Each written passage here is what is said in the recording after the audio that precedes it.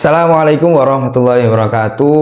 Alhamdulillahirabbil alamin wa bihi nasta'in wa ala umuri dunya waddin. Wassalatu wassalamu ala asrafil anbiya'i wal mursalin wa ala alihi wa sahbihi ajma'in, amma ba'du. Bismillahi ma sya'allah la yasuqul khair illallah. Bismillahi ma sya'allah la yasifsu illallah. Bismillahi ma sya'allah ma kana min ni'matin fa minallah. Bismillahi ma sya'allah la haula wa la quwwata illa billahil aliyyil azim. Bapak, Ibu, dan teman-temanku sahabat Al-Qur'aniyah sekalian, mengawali hari ini setelah sepekan kita berkelahi dengan rutinitas belajar, bekerja, mencari nafkah, marilah kita letakkan beban dunia sebentar saja untuk mengevaluasi hal yang penting, yaitu mendasar, yaitu niat. Bismillahirrahmanirrahim.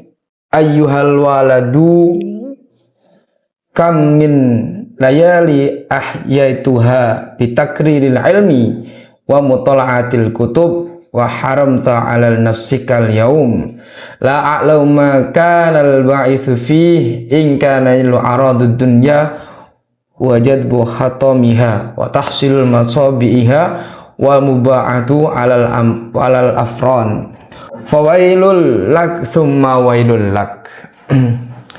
Dikatakan dalam kitab Ayyuhal walad, wahai anakku, berapa banyak malam yang engkau hidupkan dalam menelaah kitab, dalam belajar, hingga engkau haramkan tidur bagimu. Aku tidak tahu apa motifmu jika tujuannya hanya kesenangan duniawi, jabatan, atau sekedar pamer depan teman-temanmu. Maka celakalah engkau. Poin yang didapat dari kutipan kitab Ayyuhal walad ini, yang pertama yaitu gelisah akan niat. Pertama-tama tanyakan pada diri kita, apa itu al-ba'itsu? Artinya penggerak, lelah kita. Jika lelah kita hanya untuk tepuk tangan manusia, maka di hadapan Allah itu hanyalah lagho, tidak berguna atau kosong. Kemudian racun al-muhabbah. Apa racun al-muhabbah itu? Yaitu pamer di depan rekan, riya. Ilmu seharusnya kita merunduk seperti padi, yang dulu kita bahas bahwasanya semakin banyak ilmu seseorang, maka semakin menunduk seperti padi. Semakin padi itu berisi, maka padi itu semakin merunduk. Mengapa Imam Ghazali mengatakan celakalah? Karena kita menggunakan alat akhir untuk memberi barang rongsokan dunia, maka kerugian bagi kita. Celakalah bagi orang yang hanya pamer keilmuan, bukan ilmu yang digunakan untuk berbuat amal. Marilah kita tundukkan kepala kepada diri kita, tanyakan pada diri kita, pejamkan mata. Adakah ibadah minggu ini yang sudah kita lakukan hanya ingin dipuji? Atau pekerjaan apa yang kita lakukan sekedar hanya kewajiban belaka? Tanyakan pada diri kita, kenapa? Karena kita yang melakukan. Maka ilmu adalah cahaya yang bisa membakar pemiliknya jika niatnya adalah dunia. Maka seharusnya ilmu itu diniatkan untuk akhirat. Maka dari itu pembahasan selanjutnya yaitu menghidupkan ruh dalam ibadah lanjutannya, yaitu niat Setelah kita niat, maka harus menghidupkan ruh dalam diri kita dalam beribadah. Setelah ilmu yang kita dapat, maka kita harus mengamalkannya dalam beribadah. Dalam teks kitab Ayyuhal Walad dijelaskan, Bismillahirrahmanirrahim, ayyuhal walad ruhul amali al-ikhlas wa'lam anna ta'ah wal ibadah mutabi'ah syari'a fil amur wan nahi bil qaul wal fi'l. Bimana angkul lama taqulu wa taf'alu wa tasduku yakunu bi'tida'i syar'i. Ruhul amal huwal ikhlas. Ruhnya sebuah amal yaitu keikhlasan. Dari kata ikhlas, analogi kata ikhlas itu bagaimana? Dalam surat Al-Quran dari 114 surat, hanya satu surat yang tidak menyebutkan namanya, yaitu surat Al-Ikhlas. Dalam surat Al-Ikhlas tidak ada kata ikhlas. Maka dari itu, ikhlas itu tidak diomongkan, tidak diungkit-ungkit. Analogi keseharian, contohnya ketika kita BAB sangat kebelet, langsung ke kamar mandi, kemudian mengeluarkan kotorannya, kemudian ditinggal. Apakah kita ingat? Tidak. Nah, itu namanya ikhlas. Jika masih diingat-ingat, berarti itu bukan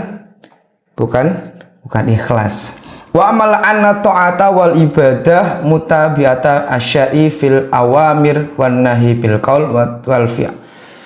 Sesungguhnya ketaatan dalam beribadah itu sangat terpaut terkait dengan syariat-syariat yang kita amalkan dan larangan-larangan yang sudah ditentukan, baik ucapan maupun perbuatan.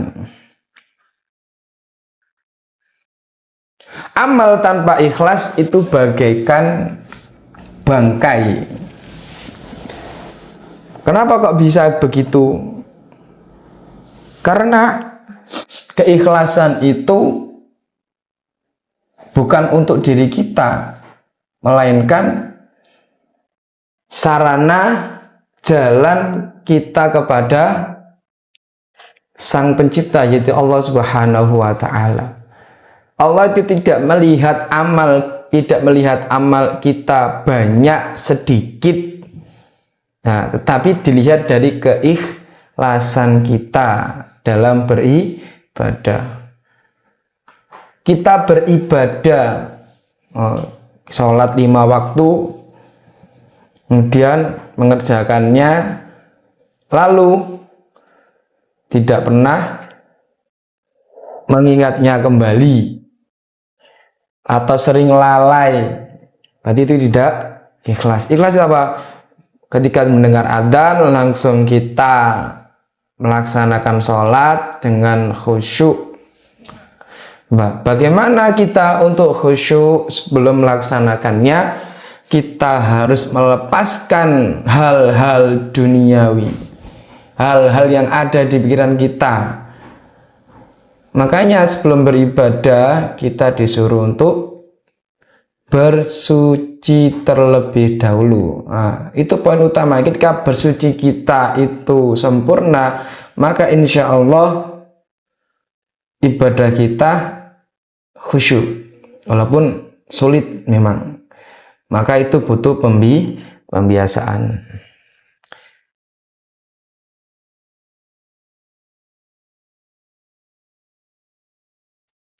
Cukup untuk materi pada hari ini tentang muhasabah niat dan ilmu dan ruh amal. Maka marilah kita berdoa agar ilmu yang kita dapat pada hari ini bisa mendapatkan keberkahan ilmu dan juga dapat kita manfaatkan. A'udzubillahi minasyaitonirrajim. Bismillahirrahmanirrahim. Alhamdulillahirabbil alamin. Allahumma salli ala sayyidina Muhammad wa ala ali sayyidina Muhammad walhamdulillahi rabbil alamin. Allahumma salli ala sayyidina Muhammad sahibul busra salatan tubashshiruna biha wa ahlana wa auladana wa jami'a masyaikhina wa muallimina wa talabatana wa talibatina min yamina hadza ila yamil akhirah. Allahumma ja'alna ahlana wa dhurriyyatana wa talabithana min ahli ilmin wa al-khair wa al-iman wa al-taqwa wa ahli qiraatil Qur'an wa ahli salatul jamaah wa la taj'alna wa iyyahu min asy-syirki wal dhalalah. La ilaha illa anta subhanaka inna kunna zalimin. Rabbana atina fid dunya hasanah wa fil akhirati hasanah wa qina adzabannar. Sallallahu ala sayyidina Muhammad walhamdulillahi rabbil alamin. Akhirul kalam, ihdinas siratal mustaqim. Wassalamualaikum warahmatullahi wabarakatuh.